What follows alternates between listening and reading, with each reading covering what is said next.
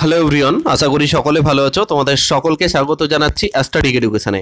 আজকে আলোচনা করব 2015-র ইভিএস এর কোশ্চেন্স নিয়ে আলোচনা করব। অন স্ক্রিনে তোমরা যেটা দেখতে পাচ্ছ সেটা হচ্ছে ত্রিপুরা টেট 2015 সালে যে এক্সামটা হয়েছিল তার পেপার 1 অর্থাৎ প্রাইমারি লেভেলের ইনভায়রনমেন্টাল স্টাডিজের কোশ্চেন্সগুলোকে নিয়ে আলোচনা করব। 30খানা কোশ্চেন্স থাকবে, প্রত্যেকটা কোশ্চেনকে পুঙ্খানুপুঙ্খ আলোচনা করব।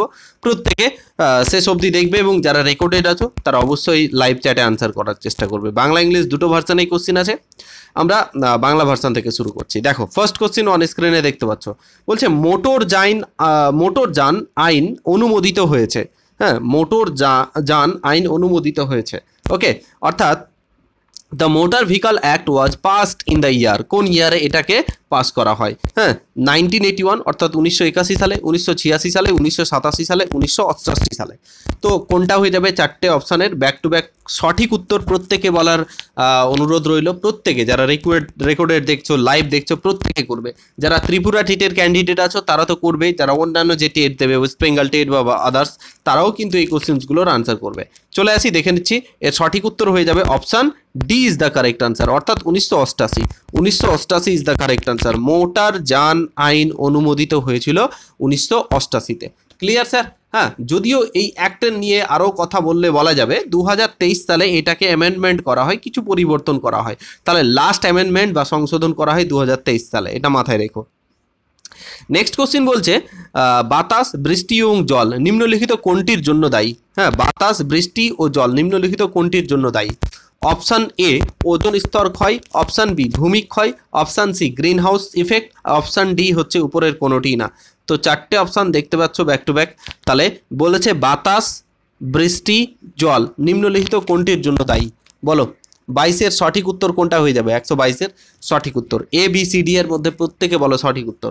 দেখো, বাতাস, বৃষ্টি, জল এগুলো বেসিক্যালি সবগুলো ভূমিক্ষয়ের জন্য দায়ী। দেখো, ভূমিক্ষয় যদি বেশি হয়, হ্যাঁ, তাহলে দেখো গাছপালা থাকবে না বা বাতাসের সৃষ্টি হবে না। ভূমিক্ষয় বেশি হলে বৃষ্টি বা জলের একটা দেখা যাবে। তো সবগুলোই কোথাও না কোথাও ভূমিক্ষয়ের সাথে জড়িত। ওজোন স্তর ক্ষয়, গ্রিন হাউস ইফেক্ট, এগুলো সবগুলো মানে ওজোন স্তর সম্পর্কিত কারণ। ঠিক আছে, নেক্সট চলে আসি। ফটোকেমিক্যাল স্মগে কোন উপাদানটি সর্বদা থাকবেই? ফটোকেমিক্যাল স্মগে কোন উপাদানটা সর্বদা থাকবেই? এআই বলতে অ্যালুমিনিয়ামের কথা বলা হয়েছে, আর্টিফিশিয়াল ইন্টেলিজেন্স নয়। AI, ion, methane, ozone, phosphorus. তাহলে ফটোকেমিক্যাল স্মোগে কোন উপাদানটি সর্বদা থাকবে? বলো স্যার, এর সঠিক উত্তর কোনটা হয়ে যাবে?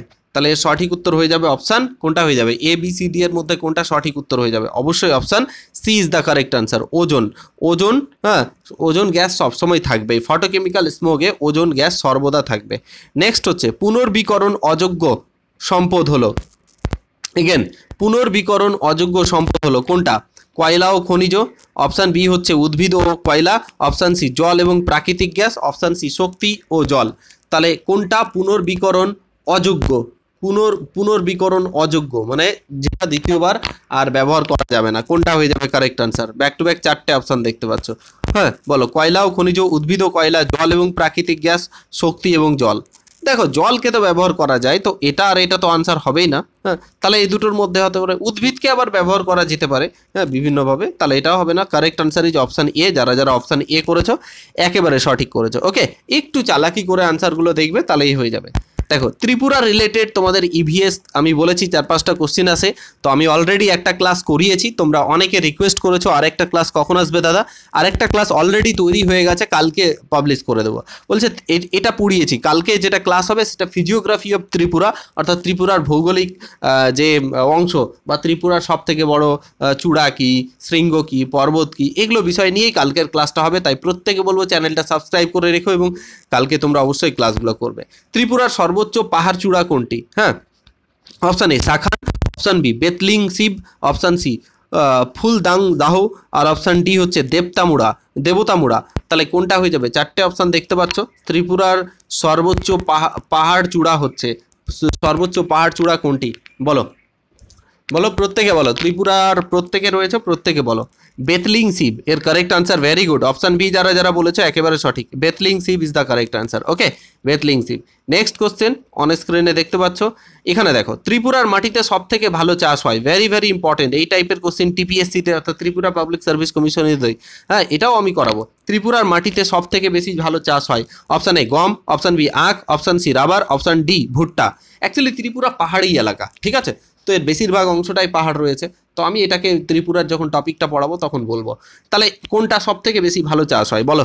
চারটে অপশন ব্যাক টু ব্যাক দেখতে পাচ্ছ, এর সঠিক উত্তর হয়ে যাবে option B, C is the correct answer, rubber is the correct answer. Rubber, rubber হচ্ছে সঠিক উত্তর। ত্রিপুরার মাটিতে সব থেকে ভালো চাষ হয় রাবার। নেক্সট কোশ্চেন, ত্রিপুরার টিলাগুলিতে সব থেকে বেশি জন্মায়, ত্রিপুরার যে টিলাগুলো আছে এখানে সব থেকে বেশি কি জন্মায়? ঘাস গাছ, কাণ্ঠল উদ্ভিদ বা কাষ্ঠল উদ্ভিদ, যাই হোক। আর অপশান সি হচ্ছে বাঁশ বা ব্যাম্বুজ। আর অপশান ডি উপরের কোনোটিই না। বলো, ত্রিপুরার বেশি জন্মায় টিলাতে, টিলা, এগুলো আমি পড়াবো নেক্সট, পরের দিনই পড়াবো এই টপিকটা, কিন্তু এগুলো টপিক থেকে ভালো প্রশ্ন হচ্ছে। বলো, টিলাগুলিতে সব থেকে বেশি জন্মায় অবশ্যই ব্যাম্বুজ বা বাঁশ। Option C is the correct answer. Okay, option C হচ্ছে কারেক্ট আনসার। নেক্সট কোশ্চিন, বসুন্ধরা সম্মেলন, ভেরি ভেরি ইম্পর্টেন্ট, এখান থেকে প্রশ্ন হবেই হবে।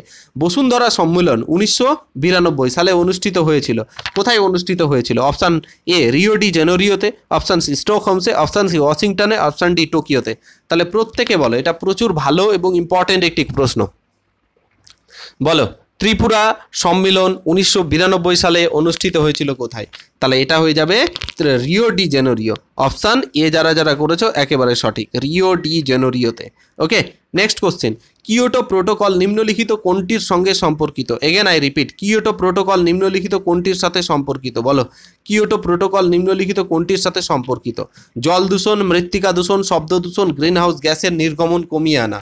তাহলে কিয়োটো প্রোটোকল, জাপানের একটি শহর আছে কিয়োটো, এখানে একটি সম্মেলন হয়েছিল যা পরিবেশ সংরক্ষিত সম্মেলন, সেটা হচ্ছে কিয়োটো প্রোটোকল।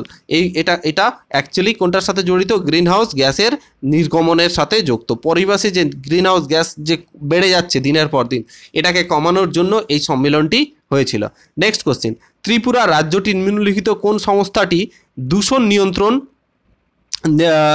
সঙ্গে সম্পর্কিত? কোনটি? আচ্ছা, option A Tripura pollution control board, option B pollution control board of Tripura, option C state pollution control board, আর option D Tripura state pollution control board. তাহলে দেখো কাছাকাছি উত্তর আছে, খুবই খুবই একটা ভালো প্রশ্ন। দূষণ সংক্রান্ত কোন সংস্থাটি রয়েছে ত্রিপুরা রাজ্যের জন্য? তাহলে বেসিক্যালি এটা হচ্ছে Tripura state pollution control board, that is option D is the correct answer. Okay, তো এটা সম্পর্কে একটু মাথায় রেখো। কি বললাম? Tripura state pollution control board.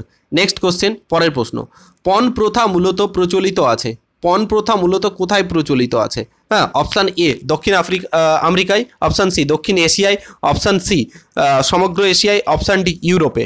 তাহলে পণ প্রথা, পণ প্রথা মানে ওই যে বিয়ের সময় যে পণ প্রথা, হ্যাঁ, তোমরা দেখতে পাচ্ছ, তোমরাই যখন চাকরি পেয়ে যাবে তখনই যে মেয়েকে বিয়ে করবে তার বাবার কাছ থেকে 10 লাখ 15 লাখ টাকা যখন নাও, বা দামি গাড়ি বা উপহার গিফট নাও, এটাই পণ প্রথা, সোজা গল্প। তো তোমরা আমার ছাত্র, তোমরা কিন্তু এই ধরনের কেউ মানসিকতা রেখো না, ঠিক আছে? এক বাবা তার মেয়েকে দিচ্ছে, এর থেকে বড় কি আছে বলো? হ্যাঁ, তো যাই হোক, ওই মানসিকতা চেঞ্জ করো। আর তোমাদের জন্য প্রত্যেকের জন্য প্রে করি যাতে তোমরা এবার টেট পাস করে চাকরিটা পাও। চলে আসি, এটা পণ প্রথা মূলত সব থেকে বেশি প্রচলিত আছে সাউথ এশিয়ায়, আমাদের মধ্যেই, ঠিক আছে, সাউথ এশিয়ায়। নেক্সট চলে আসি, শিশু বিবাহ সাধারণত দেখা যায়, very very important, child marriage সাধারণত সব থেকে বেশি দেখা যায় কোথায়? অপশান এ এশিয়া ও আমেরিকায়, অপশান বি এশিয়া ও অস্ট্রেলিয়ায়, অপশান সি এশিয়া ও আফ্রিকায়, আর অপশান ডি আফ্রিকায়। শিশু বিবাহ তো আমাদের মতো দেশেই দেখা যায়, তো আমরা এশিয়ার মধ্যে আছি, তো এশিয়া তো হবেই, এটা হবে না।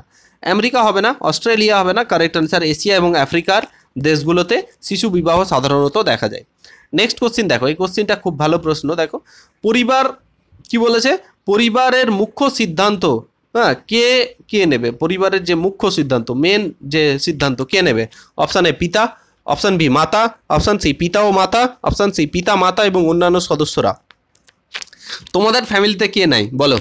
কিন্তু সেইভাবে করলে চলবে না, বেসিক্যালি এর কারেক্ট আনসার হয়ে যাবে অপশান ডি। এখানে পিতা মাতা এবং অন্যান্য সদস্যরা বা বড়রা পরিবারের যে মুখ্য সিদ্ধান্তগুলো সেগুলোর প্রতি কিন্তু সিদ্ধান্ত নিয়ে থাকেন। ওকে, তো option D is the correct answer. Clear? Option D হচ্ছে আমাদের সঠিক উত্তর। নেক্সট কোশ্চেন, পরের প্রশ্নতে চলে আসি।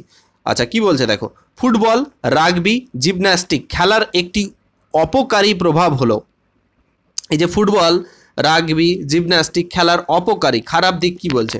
অপশান এ শরীরের ওজন কমে যায়, অপশান বি মজবুত পেশি, অপশান সি বর্ধিত মানসিক স্বাস্থ্য, অপশান ডি সহজে আঘাত লাগে। তাই দেখো এর যদিও এটা আমি বলতে চাই যে খেলো অবশ্যই, বাট এর খারাপ প্রভাব বলছে, বাট এর খারাপ প্রভাব হচ্ছে অবশ্যই অপশান ডি, সহজে আঘাত লেগে যেতে পারে। ফুটবল খেলতে গিয়ে পায়ে আঘাত, জিমন্যাস্টিকে আঘাত লেগে যেতে পারে, এটা একটা সমস্যা হতে পারে।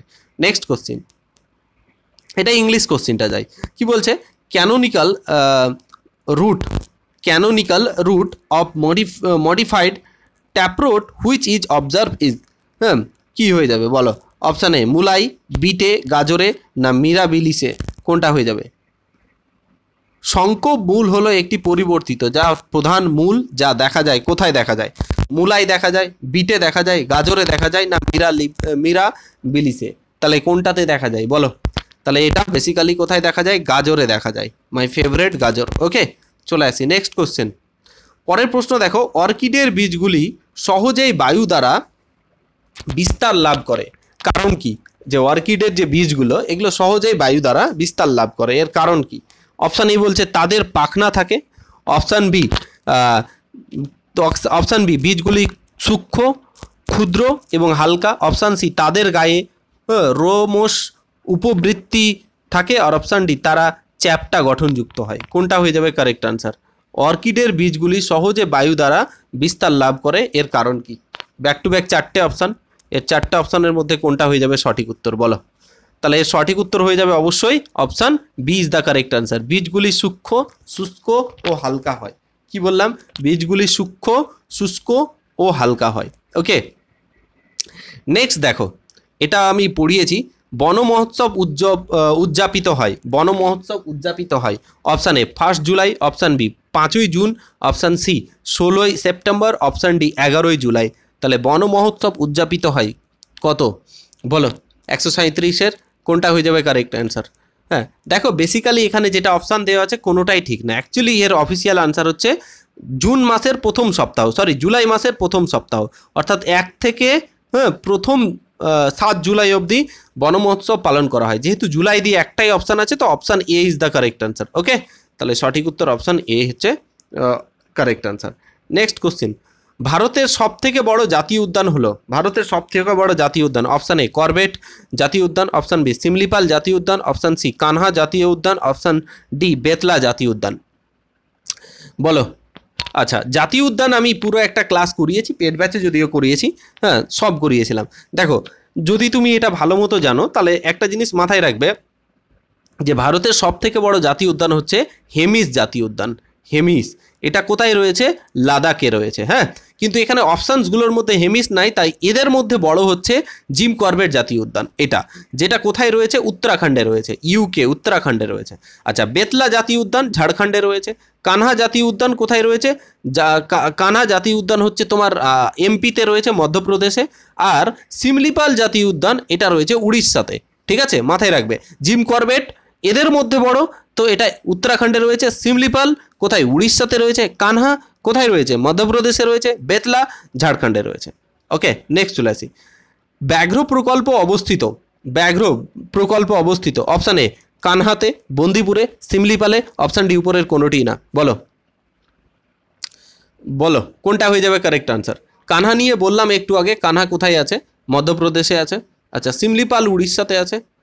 ওকে, চলো, ব্যাঘ্র প্রকল্প কিন্তু 3টেই, সিমলিপাল, কানহা, এটা। তাহলে এর কারেক্ট আনসার হয়ে যাবে অপশান ডি। অপশান ডি যারা যারা করেছো একেবারে সঠিক। নেক্সট বলছে, একটি সুষম খাদ্য তালিকায় দানাশস্যের পরিমাণ হওয়া উচিত। একটি সুষম খাদ্য তালিকায় দানাশস্যের পরিমাণ হওয়া উচিত 200 গ্রাম, 400 গ্রাম, 300 গ্রাম, 600 গ্রাম। তাহলে কোনটা হয়ে যাবে কারেক্ট আনসার?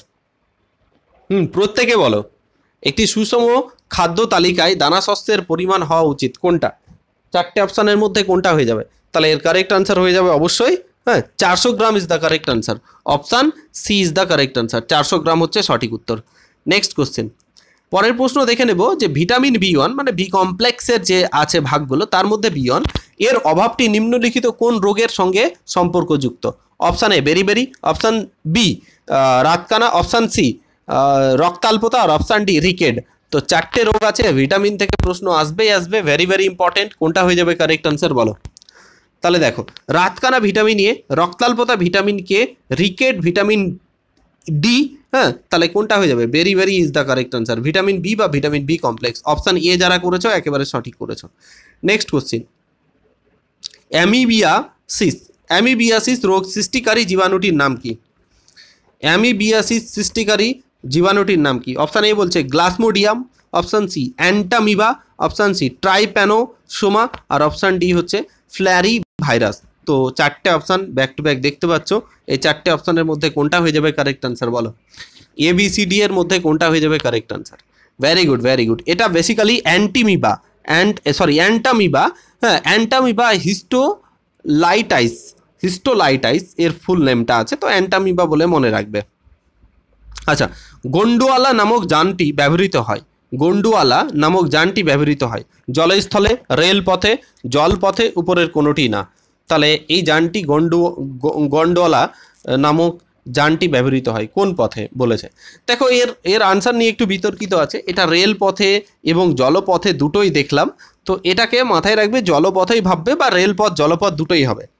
তাহলে অপশান সি কে আমি কনসিডার করছি, বাট দুটোই হবে। নেক্সট চলে আসি, পৃথিবীতে মোট জলভাণ্ডারের মধ্যে সাধু জল, হ্যাঁ, সাধু জলের শতকরা পরিমাণ কত? পৃথিবীতে যত জল আছে 3 ভাগ জল 1 ভাগ স্থল, ওই 3 ভাগ জল মানে 100% ওটাকে ধরে নিচ্ছি, ওর মধ্যে সাধু জল কতটা পার্সেন্ট আছে? অপশান এ 4.5 থেকে 5%, অপশান বি 3.5 থেকে 4%, অপশান সি 2.5 থেকে 3%, অপশান ডি 1.5 থেকে 2%। তো কত পার্সেন্টেজ রয়েছে বলো? প্রত্যেকে বলো এর আনসার। এর আনসার হয়ে যাবে option C is the correct answer, অর্থাৎ 2.5 থেকে 3%-এর মধ্যে রয়েছে। ওকে, প্রায় 3%-এর মধ্যে রয়েছে। নেক্সট কোশ্চিন, জাপানে মিনামাটা রোগ দেখা যায় নিম্নলিখিত কোন দূষক দ্বারা দূষিত মাছ খাওয়ার জন্য? দেখো, জাপানের একটা মিনামাটা জায়গা আছে, সেখানে ওইখানকার যে সমুদ্র আছে সেখানকার মাছ, মানে মাছ খাওয়ার ফলে মানুষদের একটা রোগ হয় যা মিনামাটা রোগ নামে পরিচিত। তো কোন দূষিত মাছ খাওয়ার, মানে মাছের মধ্যে কোন দূষক টাইপের থাকার জন্য এটা হয়েছে? Option A cadmium, option B arsenic, option C asbestos, option C D পারদ। কোনটা হয়ে যাবে correct answer? Back to back চারটে অপশান, প্রত্যেকে বলবো সঠিক উত্তর বলতে। সঠিক উত্তর কি হয়ে যাবে? এটা খুবই ইজি একটা কোশ্চেন। তাহলে এর কারেক্ট আনসার হয়ে যাবে option D is the correct answer. যারা যারা ডি বলছো অর্থাৎ ঠিকই বলেছো, অর্থাৎ পারদ হচ্ছে সঠিক উত্তর। ওকে, পারদ। ওকে, আচ্ছা আচ্ছা, এরপরে চলে আসি পরের প্রশ্ন। বলো, বায়ুমণ্ডলে নাইট্রোজেনের শতকরা আয়তন কত? এটা ভেরি ভেরি ইম্পর্টেন্ট কোশ্চিন, প্রত্যেকে চ্যাটে বলো। 65%, 78%, 20.95%, না 83.37%?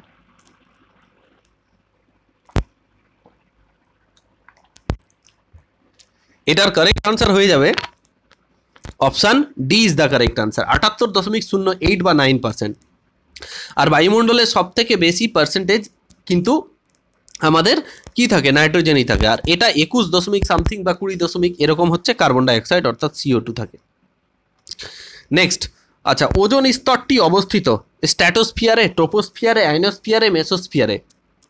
বলো, স্ট্র্যাটোস্ফিয়ারটি কোথায় অবস্থিত? স্ট্র্যাটোস্ফিয়ারটি অবশ্যই, সরি, ওজোন স্তরটি স্ট্র্যাটোস্ফিয়ারে অবস্থিত। Option A is the correct answer, very good. Option A হচ্ছে আমাদের সঠিক উত্তর। নেক্সট, উদ্ভিদে বায়ু দূষণের প্রভাবে সাধারণত লক্ষ্য করা যায়, বায়ু দূষণের প্রভাব কোথায় লক্ষ্য করা যায়? অপশান এ ফুলে, অপশান বি পাতায়, অপশান সি কাণ্ডে, আর অপশান ডি মূলে। যে উদ্ভিদে বায়ু দূষণের প্রভাব কোথায় লক্ষ্য করা যায়, যে বায়ু দূষণ হচ্ছে, এটা ম্যাক্সিমাম কোথায় লক্ষ্য করা যায়? এটা খুবই ইজি কোশ্চিন, বলো, প্রত্যেকে বলো। তাহলে অবশ্যই very good very good, option D, অর্থাৎ পাতাতে, পাতাতে লক্ষ্য করা যায়। দেখবে পাতাতেই ধুলোবালি পড়িয়ে থাকে। আচ্ছা, নেক্সট বলছে ফ্লাই আশ নামক পরিবেশ দূষকটি উৎপন্ন হয়, ফ্লাই আশ নামক পরিবেশ দূষকটি উৎপন্ন হয়। অপশান এ তৈল শোধনাগারে, অপশান বি খনিজে, অপশান সি কৃত্রিম সার থেকে, অপশান ডি তাপবিদ্যুৎ কেন্দ্র থেকে। এটা বলা উচিত, এটা আমি পড়িয়েছি, প্রচুরবার পড়িয়েছি। তাহলে ফ্লাই আইস কোথা থেকে দেখা যায়? বেসিক্যালি তাপবিদ্যুৎ কেন্দ্র থেকে দেখা যায়। ওকে, তাহলে অপশান ডি হচ্ছে correct answer. And this is the last question. এই কোশ্চেনটার মাধ্যমে আজকের ক্লাসটা শেষ করব। হ্যাঁ, অপশান এ বলছে, কি বলছে, বায়ুমণ্ডলের প্রধান গ্রিন হাউস গ্যাসটি হলো, প্রধান greenhouse gas, option A methane, option B nitrous oxide, option C carbon dioxide, option D chlorofluorocarbon. তাহলে চারটে অপশান ব্যাক টু ব্যাক দেখতে পাচ্ছ, এর মধ্যে কোনটা হয়ে যাবে সঠিক উত্তর প্রত্যেকে বলো।